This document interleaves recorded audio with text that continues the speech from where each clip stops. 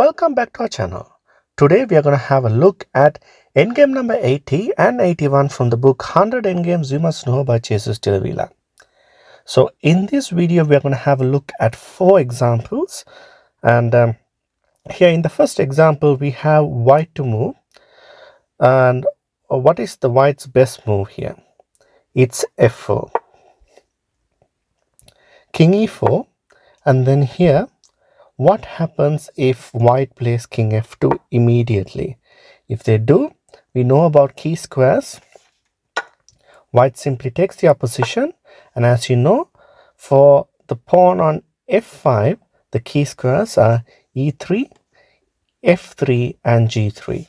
So the king is able to come to king e3, and after king f1, black takes the opposition, and it's pretty self-explanatory here now why black will be able to queen this pawn. So going back to this position, instead of king f2, the correct move is king g2, playing a waiting move. And when black takes the pawn, then white simply takes the opposition. And as I mentioned before, for this pawn, the key squares are e3, f3 and g3. Black's king is not able to come to any of these squares because white takes the opposition, and as a result this is a drawn endgame. Possible continuations after king e3, king takes the opposition again, f2, and then this is a forced stalemate. Now in this second example it is quite tricky. Now we'll have there are 3 possible continuations. We'll look at the obvious one. Can white try to win this pawn? Well, they can get to the pawn on time, however they won't be able to win this pawn. So we'll have a look at it. King g5, king c2, king f6, king c3, king e7, and here after king b5 black attacks the pawn, so white has no option but to play king c7, and here black has this king a6 move. Now it actually protects the pawn, at the same time attacks this pawn as well.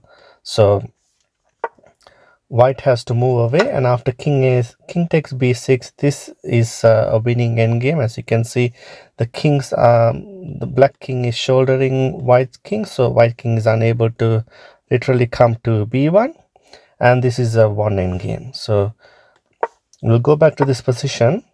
What happens if white plays king g4? That is a mistake too. King c2, king f3, and here black takes the opposition. It's literally shouldering the king, and after king f2, the whole point of this move is after king c4, white can play king e2, king b5, and as you can see, when black takes the pawn, unfortunately white's king is not on time to come to b4, has to play king c4. After king f5, this is a one endgame for black. So going back to this position, how can white draw this position? We have looked at 2 scenarios where white is losing. The correct way of drawing this is for the black king to come to e1 and then go to f4. As we have mentioned time and time again, when it comes to pawn endgames with kings, it's always oppositions and key squares are very important. So we'll have a look at it. King g3, king c2, after f2, black king goes to b3, e1, king b4.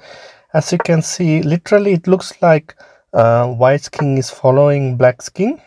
After king takes b6, king b4, and this is a drawn endgame. How do we know this is a drawn endgame? First of all, white is taking opposition of the black king, and as we know, for the b7 pawn, the key squares are a5, b5 and c5. Black is unable to come to any of these squares, and as a result this is a drawn endgame. You can analyze it with the computer yourself. This is a drawn endgame. Now in this third position, it's white to move. White plays king e6, after king c3, king d5, and now black will have to lose a tempo.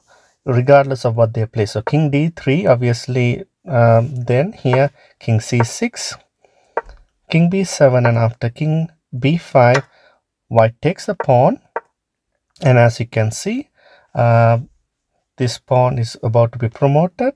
So going back to this position, instead of king d3, you can also play king b4, trying to go after this a6 pawn. However, black is on time, defending this pawn, and after king b5, white takes the pawn. After c6, here white simply is able to promote and win this position. Now endgame 81 is a bit tricky, and it is very fascinating as well. So now it's white to move. As I mentioned before, these kinds of endgame, now this is not similar to the endgame 80, but however this is not block pawns, these are pawns in adjacent files. So what happens, so when you look at these kinds of position, always look for winning ideas. Now it's black to move, white to move. So for white, obviously, as you can see, the king is far away from this pawn to defend. So pretty much this pawn is going to fall anyways.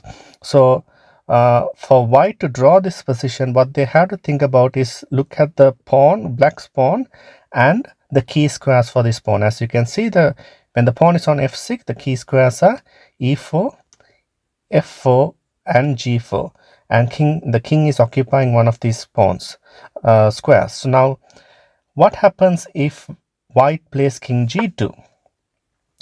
If that's the case, then black can simply take the pawn, and as you can see, with the pawn on f4, black is still occupying the key squares, which means this is a one endgame. I won't go into detail. We have discussed this scenario so many times, so I won't go into this detail. Now going back to this position, the correct move in this position is e5. Now you might be thinking, why are you sacrificing the pawn? Well, we are sacrificing the pawn, however, we are changing the whole setup. Now the pawn is not on f6, it's on e5, which means the key squares are d3, e3, and f3, which means the black king has to occupy one of these squares to win this position. However, white will not allow black king to come there, because after king g2, now the squares, black king cannot occupy any of those squares. Can have a look at this way, because white is taking opposition. So to make progress, black can play e4, after king e2, another e3 move, after king e1. This is a pretty easy drawn endgame. I hope you enjoyed this video. For more videos like this, please like and subscribe, and it's bye for now.